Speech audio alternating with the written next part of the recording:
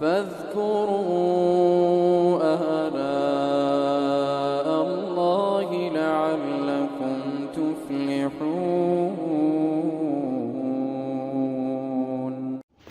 بسم اللہ الرحمن الرحیم۔ محترم ناظرین و سامعین کرام، آپ سن رہے ہیں پروگرام نیکی کی بات مفتی ناصر علی کے ساتھ 5 منٹ کے مدرسے میں خوش آمدید۔ ہمارا آج کا سب سے پہلا موضوع ہے قرآن کریم کی آیت کے ترجمے کے بارے میں، مال و اولاد قرب خداوندی کا ذریعہ نہیں۔ سورہ سبا کی آیت نمبر 37 میں اللہ تعالیٰ ارشاد فرماتے ہیں، تمہارے مال اور تمہاری اولاد ایسی چیز نہیں جو تم کو درجے میں ہمارا مقرب بنا دے، مگر ہاں جو ایمان لائے اور نیک عمل کرتا رہے، تو ایسے لوگوں کو ان کے اعمال کا 2 گنا بدلہ ملے گا اور وہ جنت کے بالا خانوں میں آرام سے رہیں گے۔ اس کے بعد ہمارا موضوع آخرت کے بارے میں، گناہ گاروں کے ساتھ خبر کا سلوک۔ یہ روایت ترمذی شریف میں ہے، نبی علیہ السلام نے فرمایا، جب گناہ گار کافر بندے کو دفن کیا جاتا ہے تو قبر اس سے کہتی ہے، تیرا آنا نامبارک ہے، میری پیٹھ پر چلنے والوں میں سب سے زیادہ مجھے تو ہی ناپسند تھا، جب تو میرے حوالے کر دیا گیا ہے تو میرے پاس آ گیا، تو آج میری بدسلوکی کو دیکھے گا۔ پھر قبر اس کو دباتی ہے، اس پر مسلط ہو جاتی ہے تو اس کی پسلیاں ایک دوسرے میں گھس جاتی ہیں۔ اس کے بعد ہمارا موضوع ہے طب نبوی سے علاج کے بارے میں، خربوزے کے فوائد۔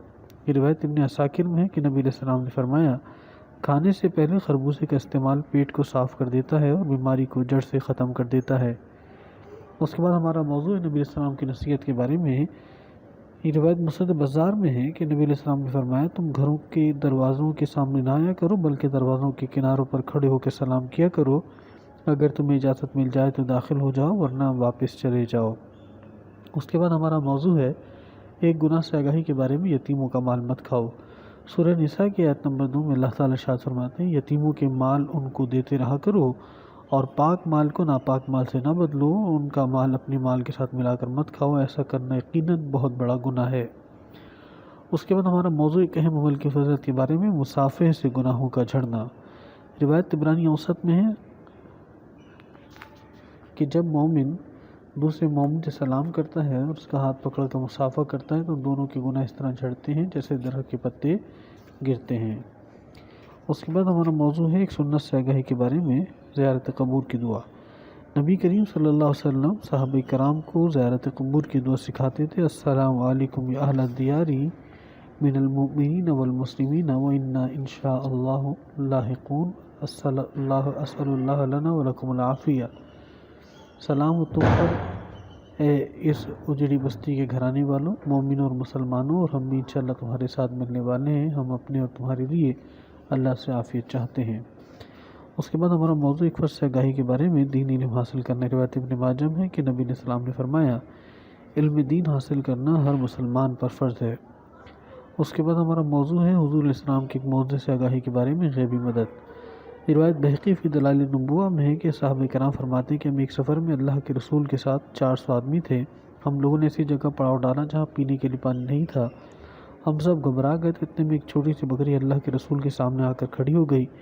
آپ علیہ السلام نے اس کا دودھ دھوا، پھر خوب سیر ہو کر پیا، اپنے صحابہ کو بھی پلایا، حتیٰ کہ سب سیر ہو گئے۔ اس کے بعد اس بکری کو باندھ دیا گیا، صبح اٹھ کر دیکھا تو بکری غائب تھی، حضور کو خبر دی گئی، آپ نے فرمایا جو اللہ اس کو لایا تھا وہی اسے لے گیا۔ اس کے بعد ہمارا موضوع ہے اسلامی تاریخ میں، سیرت النبی قدم بقدم، حجۃ الوداع میں آخری خطبہ۔ 9 ذی الحجہ 10 ہجری میں حضور علیہ السلام نے میدان عرفات میں 1 لاکھ سے زیادہ صحابہ کرام کے سامنے آخری خطبہ دیا، جو علم و حکمت سے بھرا ہوا تھا اور پوری انسانیت کا جامع دستور تھا۔ اس میں آپ علیہ السلام نے فرمایا، اے لوگوں میری باتیں غور سے سنو، شاید آئندہ سال میری تم سے ملاقات نہ ہو سکے۔ لوگوں تمہاری جانیں، عزت، آبرو، مال آپس میں ایک دوسرے پر حرام ہے، میں نے زمانہ جاہلیت کی تمام رسموں کو اپنے پیروں تلے رون دیا ہے، دیکھو میری بات گمراہ نہ ہو جانا کہ ایک دوسرے کو قتل کرنے لگو، میں تمہارے لیے اللہ کی کتاب چھوڑ کر جا رہا ہوں، اگر تم اس کو مضبوطی سے پکڑے رہو گے تو کبھی گمراہ نہیں ہوگی کہ تمہارا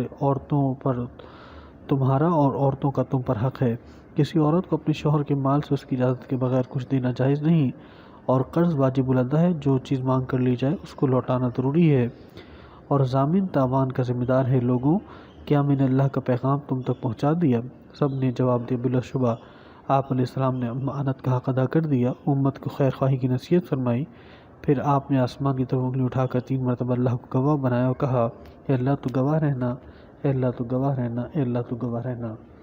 محترم ناظرین، تھا ہمارا آج کا پروگرام، امید ہے آپ کو پسند آیا ہوگا۔ براہ کرم اس کو آگے شیئر فرمائیں۔ والسلام ورحمۃ اللہ وبرکاتہ۔